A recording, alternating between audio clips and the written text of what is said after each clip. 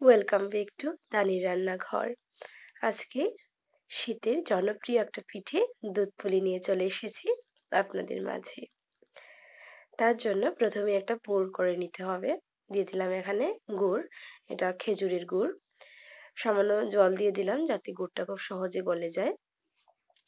2 minute অপেক্ষা করলেই দেখবেন গুড়টা খুব ভালোভাবে গলে গেছে। দেখুন আমার গুড়টা গলে গেছে। এবার এখানে দিয়ে দিচ্ছি 1 কাপের মতো নারকেল কুড়া। আপনারা চাইলে এটা চিনি দিয়েও করতে পারেন, তবে গুড় দিয়ে করলে এটা টেস্টটা খুব ভালো হয়। আর ভিডিওতে আমি বলে দেব, অনেকের আছে দুধ পুলিটা ভেঙে যায়, তাহলে আমি কিছু টিপস দিয়ে দেব, তাহলে আপনাদের দুধ পুলিটাও ভাঙবে না। দিয়ে দেওয়া হচ্ছে এখানে 2 চামচের মতো গুঁড়ো দুধ। এটা দিলে টেস্টটা ভালো আসে, তো না দিলেও প্রবলেম নেই।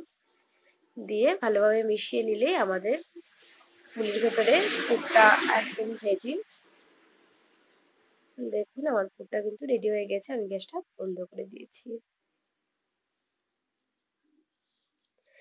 অন্যদিকে আগেই বলেছিলাম টিপস, এই টিপসটা হলো এখানে আমি সুজি নিয়েছি। অনেকেই কাঁচা সুজি ব্যবহার করেন, তাহলে দুধ পুলিতে যদি আমরা একটু ভেজে নিই সুজিটা, তাহলে দুধ পুলিটা ভাঙার প্রবণতাটা কমে যায়, একটু শক্ত হয়ে যায় দুধ পুলিটা।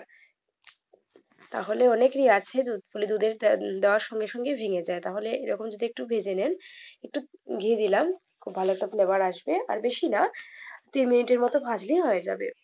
লাল করার প্রয়োজন নেই, একটু ভাজলেই এই সুজিটা দিয়ে যখন পুলি বানাবেন তাহলে দেখবেন আর দুধ পুলিটা আপনার ভাঙবে না। এবার যেখানে আমি পুর রেডি করেছিলাম ওইখানে দিয়ে দিয়েছি, যতটুকু সুজি নিয়েছি তার ডবল নিয়েছি জল, দিয়েছি নুন আর সামান্য একটু ঘি, দিয়ে ভালোভাবে একটু মিশিয়ে এবার সুজিটা দিয়ে দিচ্ছি। সুজিটাকে কাই বানাচ্ছি। তো দেখো, আর সবসময় সুজিটা যতটুকু নেবে তার ডবল জল নিতে হবে। আমার সুজিটা কিন্তু একদম রেডি। এবার একটা থালি নিয়ে এটাকে ঠান্ডা করে নেওয়ার পালা।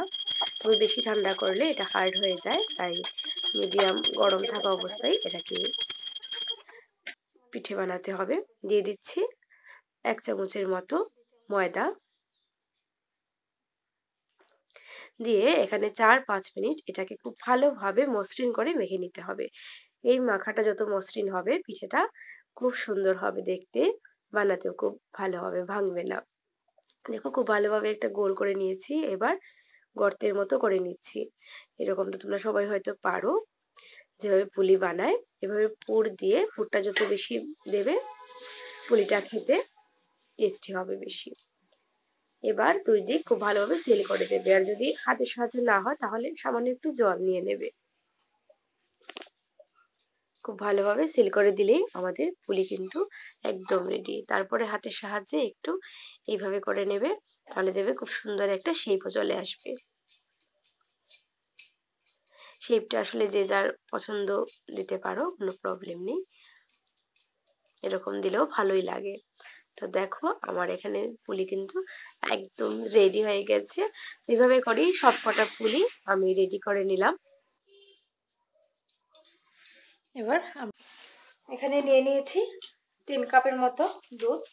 দুধটা জাল বসিয়ে দিয়েছি, দিয়ে দিচ্ছি 2টো তেজপাতা। এবার দিয়ে দিচ্ছি এখানে চিনি। চিনি স্বাদ বুঝে দেবেন, যে যতটা মিষ্টি পছন্দ করেন। আমি সব কটা দিচ্ছি না, এখানে 1 কাপের মতো আছে, তো মিষ্টি দিচ্ছি না। আর দুধটা এখানে আমার ঘন আছে, যদি আপনারা ঘন দুধ না নেন তাহলে অবশ্যই 4 কাপের মতো নেবেন। তো আমি যেহেতু আমার এটা ঘন দুধ, তাই আমি 3 কাপের মতো নিচ্ছি, কারণ আমি এটাকে আর ঘন বানাবো না। জাস্ট চিনিটা মেল্ট হয়ে আসলেই আমি পিঠেগুলো দিয়ে দেব। এবার পিঠেগুলো দিয়ে দেব।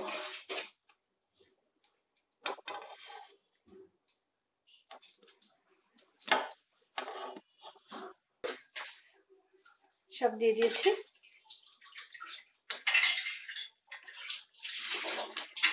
এবার আঁচটা বাড়িয়ে দিই, মিডিয়াম আঁচ দিয়ে ঠিক 3 মিনিটের মতো সেদ্ধ করবো আমরা।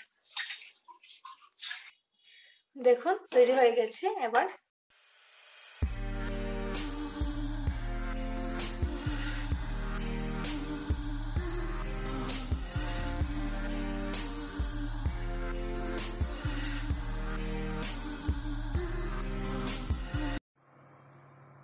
তৈরি হয়ে গেল আমার দুধ পুলি। তো একটা পিঠে আপনাদের একটু তুলে দেখাচ্ছি,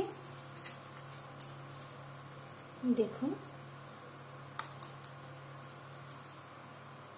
দেখতে পাচ্ছেন হয়তো। আর ওপর থেকে দিয়ে দিয়েছি এলাচ গুঁড়ো আর অল্প সামান্য একটু ঘি।